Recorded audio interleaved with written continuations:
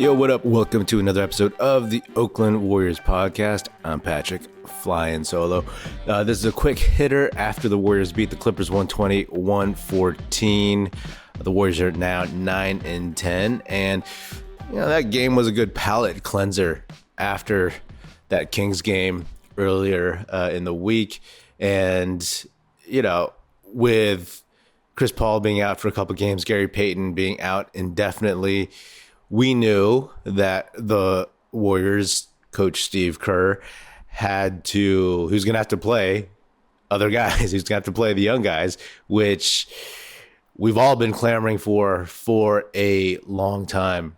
Moses Moody got the start because Andrew Wiggins smashed his finger in a car door and it was affecting his shooting. So maybe that's a blessing in disguise. Maybe that's a Wally Pipp thing, right?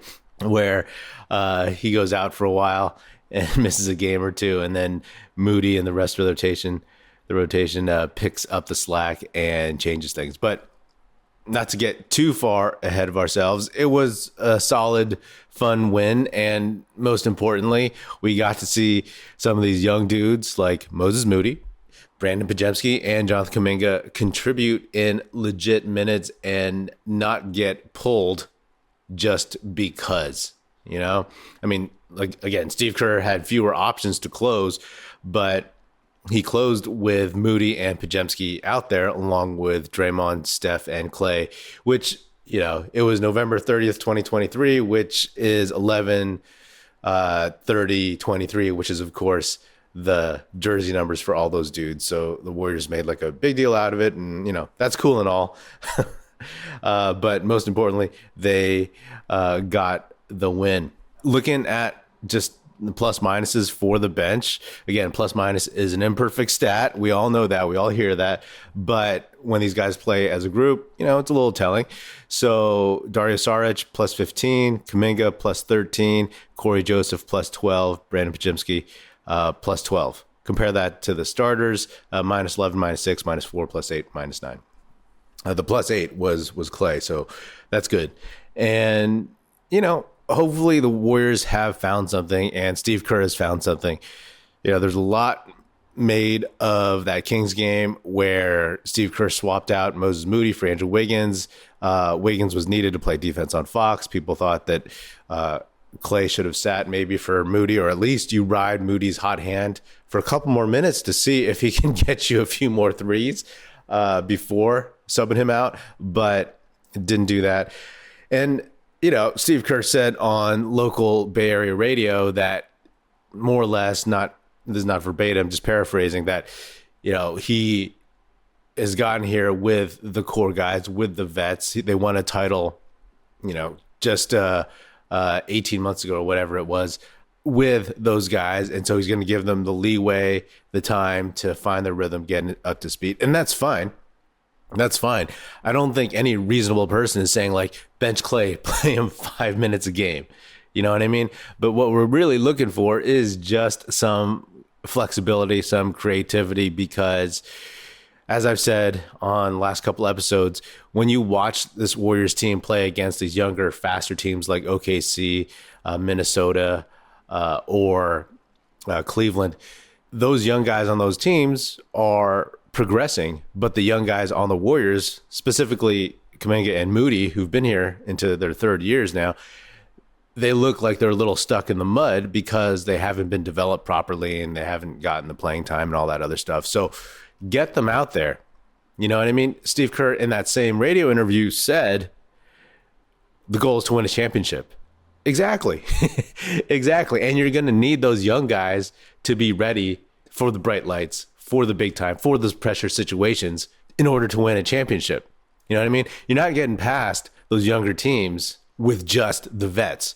There's going to be moments where the young dudes, their fresh legs, their athleticism, their just energy is going to be needed, and you want them to be ready to go. And the way things have been going so far this season, it's like this is 19 games in. They got the 20th game, quarter way through the season, more or less, against the Clippers. And this one's going to be in LA. And we'll see. We'll see how they perform. Not going to overreact to one game, just like you're not going to overreact to one bad loss. It's just that the Warriors have had a really bad run lately.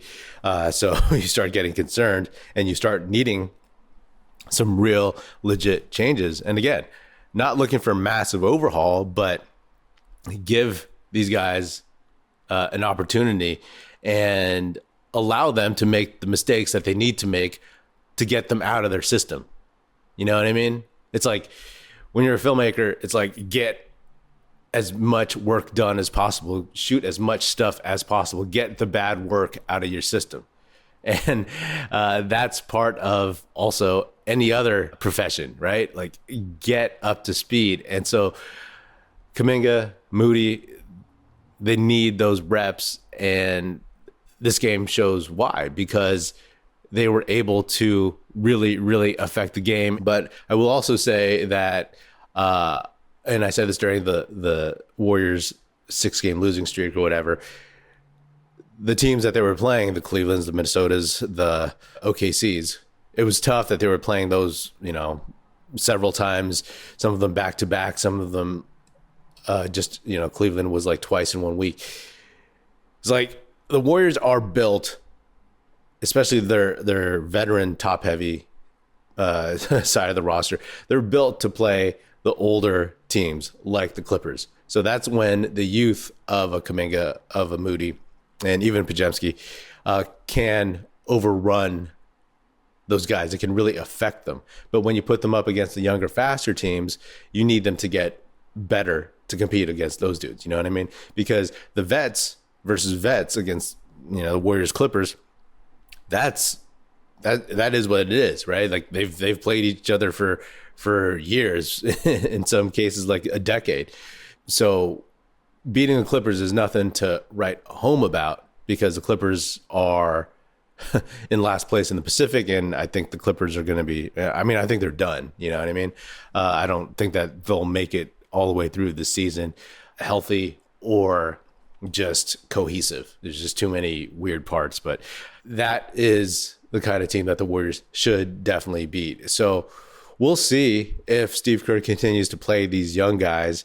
Again, it's a silver lining that he has to, for at least stretches. Chris Paul will come back, obviously, much sooner than Gary Payton II, but that will still leave an opportunity for Moody, Podziemski, and Kuminga to get minutes, because in a weird way, like they all kind of approximate some part of what Gary Payton brings to the court, right? So that will be the test. It's going to force Steve Kerr to really, really put these guys out there. And, they might get blown out in LA.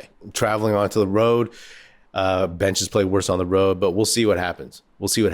I just think like this is what has to take place in order for this team to improve. Plain and simple.